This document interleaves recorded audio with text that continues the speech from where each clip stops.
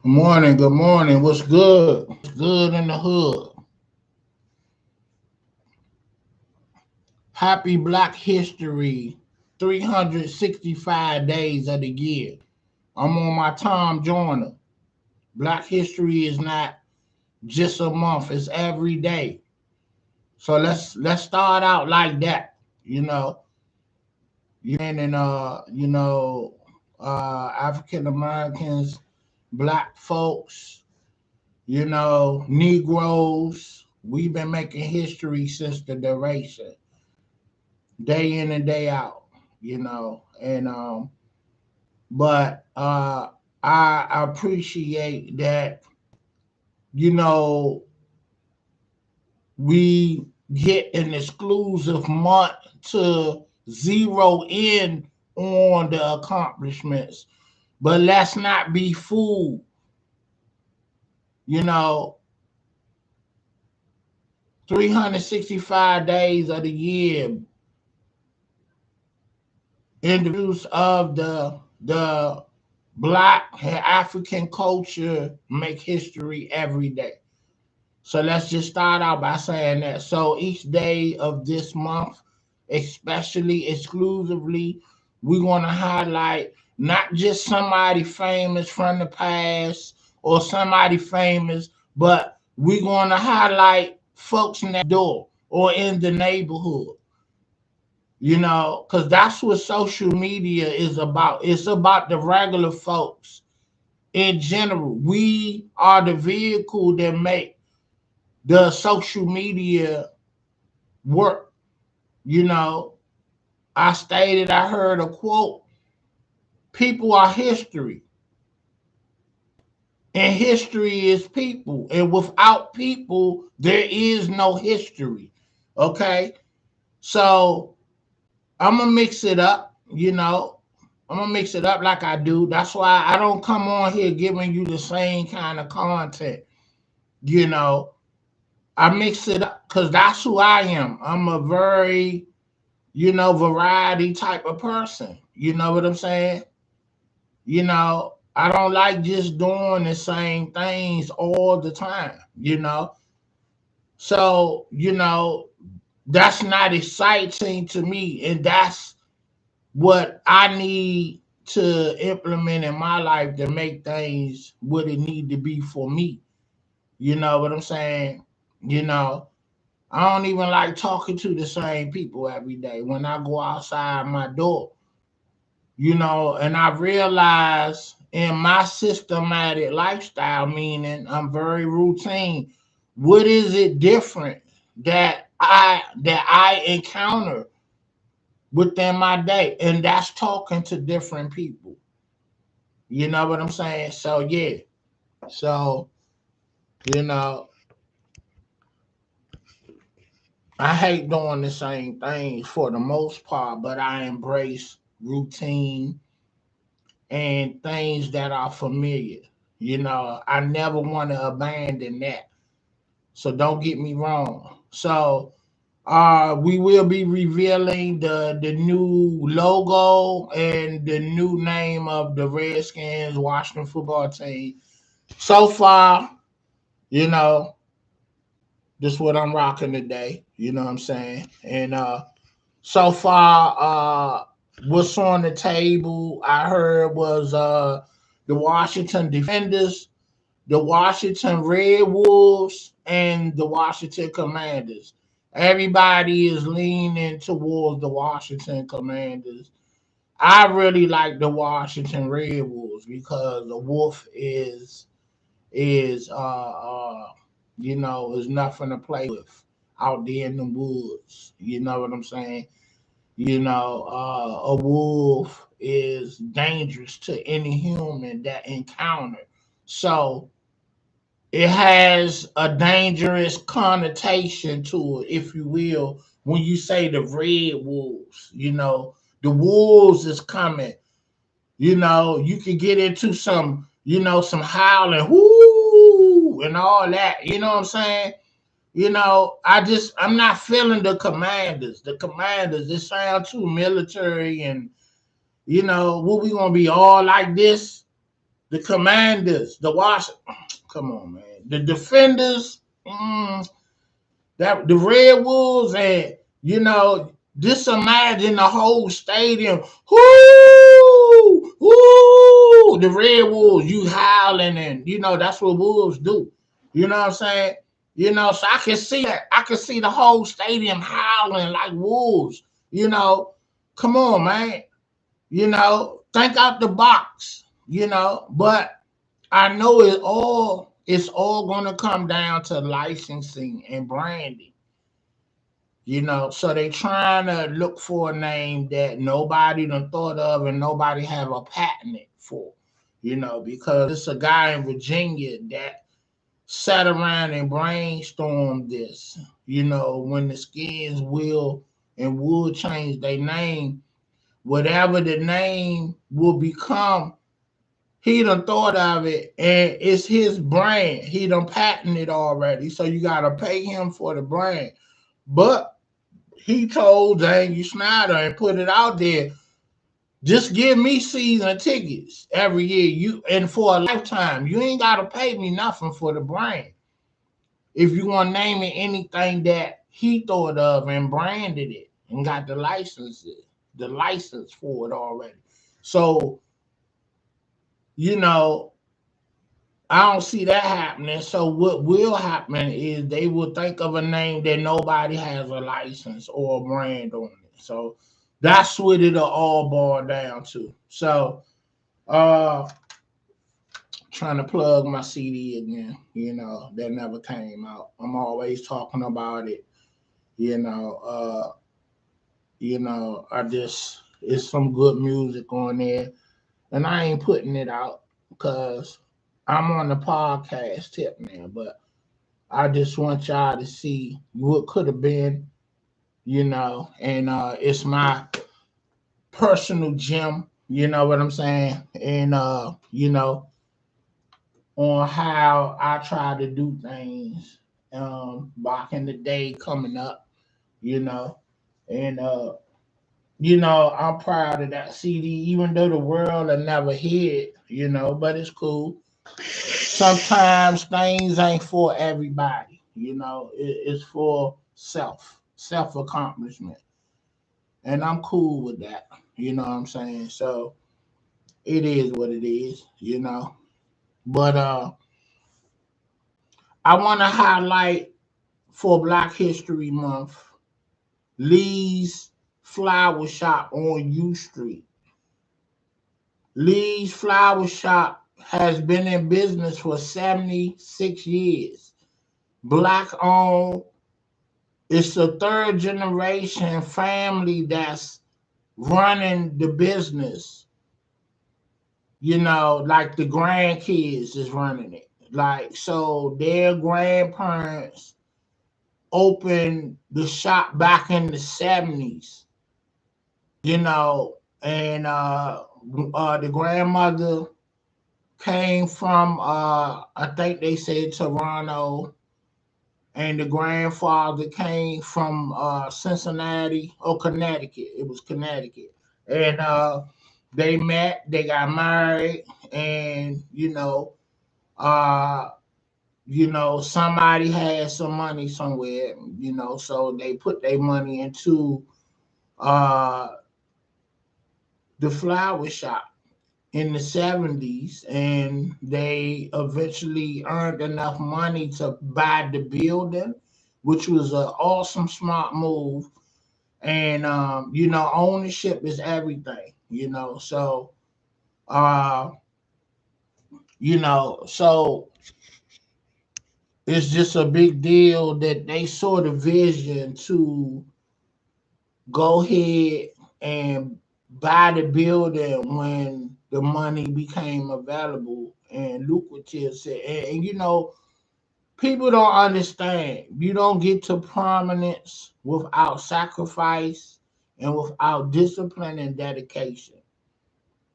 And that's through anything, even in sports. You have to be disciplined. You got to sacrifice, and the sacrifice will be for you to train hard and give it all you got. And training will transcend to what you do on the field, which would be great. You know what I'm saying? Discipline,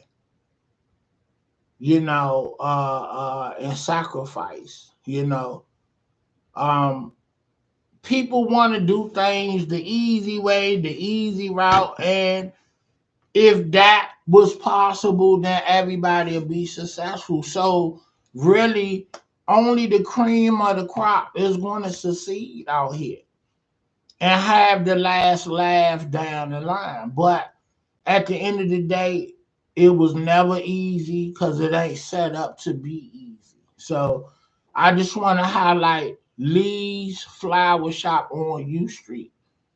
You know what I'm saying? I saw it on the news this morning.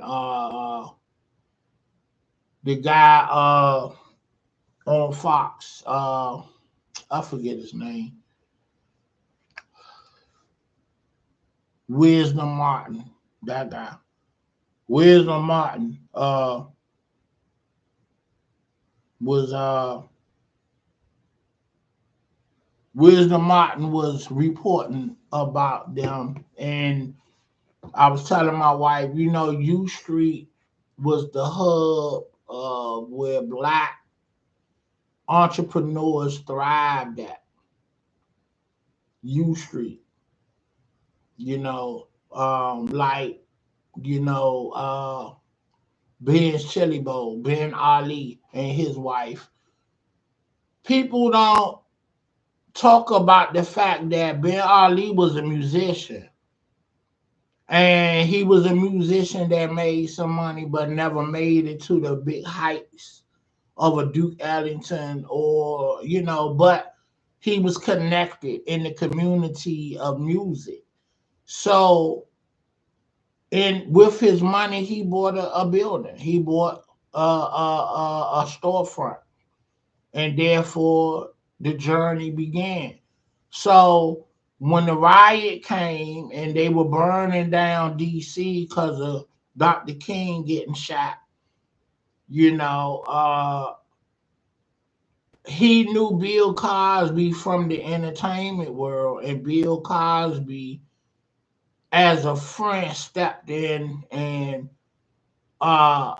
financed the renovation of Ben's Chili Bowl because Ben's Chili Bowl was one of the places back in the day that you could go late at night and get something to eat that black folks could go into, and that were open beyond the late hours into the wee hours, if not open all night, so um so that's why it's such a landmark on the strength that not that it's just been 50 years that they've been in business. It's just what they were doing for the community. And then Mr. Ali was connected to the music community because I think he was a horn player, trumpeter, a jazz horn player, if I'm not mistaken. Because if you go into the newest establishment on 8th Street, it's a picture of him dressed up with a tux on, with a horn in his hand. So I'm assuming he was a horn player, you know. And so the lesson of that journey is okay, I set out to be a musician, but it didn't work. But I was in position with some money, and I was like, all right, let me invest this in a storefront and some food, you know, a food deli restaurant, type a storefront, and hard work, dedication, sacrifice. That business is still around. The grandkids and Miss Ali is still around in her 80s, overseeing the business while the kids actually run the business. The kids, the grandkids, and the great grands. Family business. So and I think they're Indian, if I'm not mistaken, or from Ethiopia, you know. Uh yeah, so so I just want to highlight some DC gems, some DC Black history. You know, my childhood barber, Mr. Fuller. Mr. Fuller about 90 years old now. Still right there by the Navy Yard. He been in business 50 years. So, I want to highlight these landmarks and uh these iconic neighborhood landmarks and stories that is, you know, I need to peel the layers back so we can get into these stories of how, what, and why, that they who they are at this point. And Mr. Fuller was in the military and took up the trade barber, and then when he got out, he came home with his GI Bill and the loan. They gave him money to open a shop. It was a little hole in the wall, but that hole in the wall been there 50 years. He done raised like 10 kids, now got grandkids, great grands, and all of them come through working through that shop. When I was a kid coming up into high school, Fuller was there with his army buddies that cut hair, and then later on his younger brother joined him, Dave, that will cut hair. And it was always family oriented. I remember two of his grandsons, one of them named was Shaka, who was like maybe 2 years behind me. He came in the shop cutting hair and everything. And, just a beautiful thing to see, a Black business thrive. And honestly, I spoke on this. The Black original businessman in the neighborhood was the barber because he owned his shop. If you really want to think about, who was in the neighborhood that was a staple, it was the barber shop. And I'm going to tell you what, it ain't rub me the wrong way, but I just feel like everybody has an opportunity. I just like, they just trying to take over everything. And I don't mean to sound racist, but I'm not racist by far. I'm just talking about what I'm talking about, and I feel the way I feel. So I go to the cleaners. Every cleaners that I really go to that I know about are, Asian descent. Okay, that's cool and dandy. But why, where I live at, right next to the cleaners, and I don't know if they related, but a Asian descent barbershop just opened up right next door to the cleaners. So I feel that's a connection in some way, And I was like, okay, y'all got all the little corner stores, you got the cleaners, you got the laundromats now, which was a Black staple in the neighborhood. Now y'all trying to get a hold of that. I was like, it just tripped me out to see a Asian descent Black barbershop in a Black neighborhood. I mean, a Asian descent barbershop in a Black neighborhood. That's the first that I ever seen that. Then they were smart. I'm gonna say this. When I looked in the window, I saw two Black barbers. So they gonna use them to bring in Black business. And on the strength of that, I will frequent in there when, I really don't have a barber shop that I really belong to. I've been cutting my hair bald since '08. So I ain't been to no barber shop. I cut my own hair. But, usually I will go to barbers that I know, have a personal relationship with. So wherever they was cutting at, then that's how I chose my barbershop. I would know who the guy was that cut my hair, or various barbers. So I never just went to a barber shop just off the cuff. I had to know my barber personally. Like women has their own hairdressers. It's the same for men. You know, but in this day and time, the kids wearing dreads, and it's very few people going in for cuts. So you can go anywhere and just jump in somebody's shit.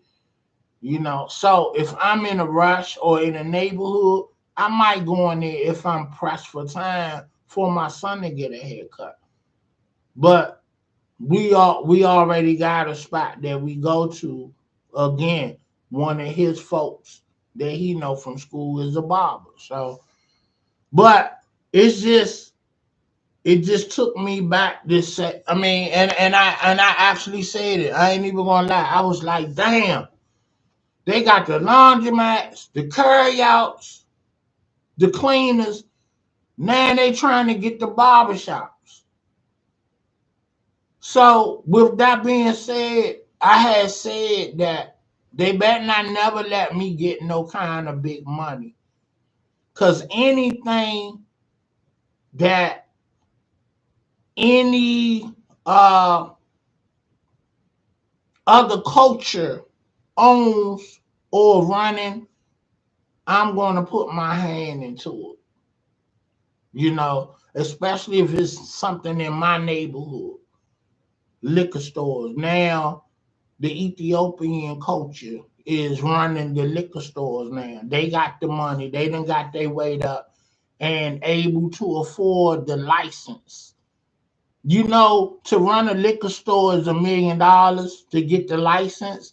So what they doing is what they've been doing in the past. People will partner up to get $1 million license, and everybody can that put in under, if you put, say, like 75,000, 100,000, and I think it's a cap. Like maybe 10 people can put in on $1 million for this one particular license.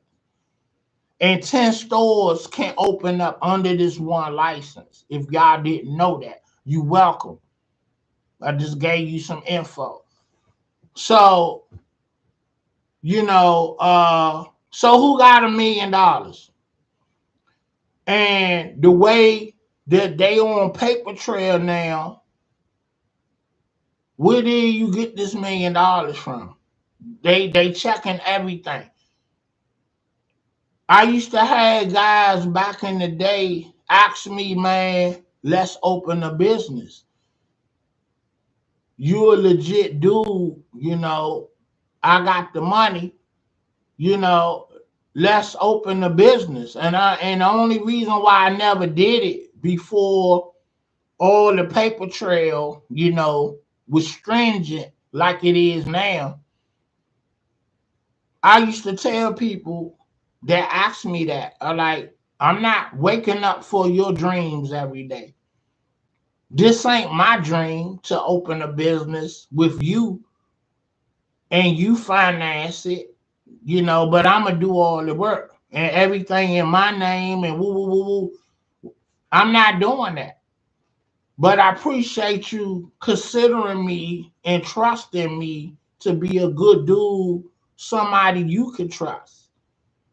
You know, I had family members and friends approach me on that type of tip, but I'm like, I got my own dreams that I'm trying to fulfill. You know what I'm saying? So again, I'm not waking up for your dreams every day. I'm waking up for mine, whatever my plans are. You know what I'm saying? So we got to know who we are at the end of the day to not let somebody else try to influence their agenda on you. Friends or family, I don't care who it is. Don't get me to come on board with your dreams. Now, if I talk to you about a money move, a dream, or a goal, and it's matching what you talking about, then maybe we could talk. But don't come to me with your dreams and your agenda and think I'm supposed to get on board with it. I don't rock like that. I don't get up for nobody else's dreams. I get up for my dreams. I'm priority for me, not for nobody else. You know what I'm saying? And it could be family, or friends. I assess what you're saying, but it got to be something relating to what I'm talking about. And I got to spearhead it. I'm not going to be second fiddle to nobody else's dreams. I'm going to be priority to my dreams, and I'm going to be in the driver's seat. That's how that go.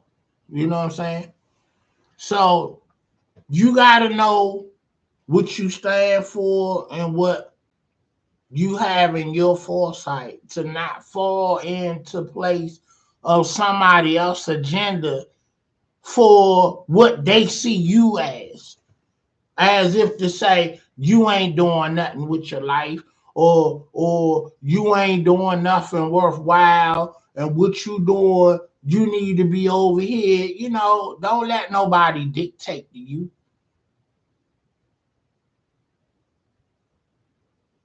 Now, if you're a follower, then maybe that is a move for you to follow. But if you're a leader, if you're an alpha, you're not going for that at the end of the day. Don't let nobody impose on your space at the end of the day. I just gave you some game and some valuable information. I hope somebody heard me and feeling what I'm saying. Okay? At the end of the day. Because that's how it is, and that's how it go down.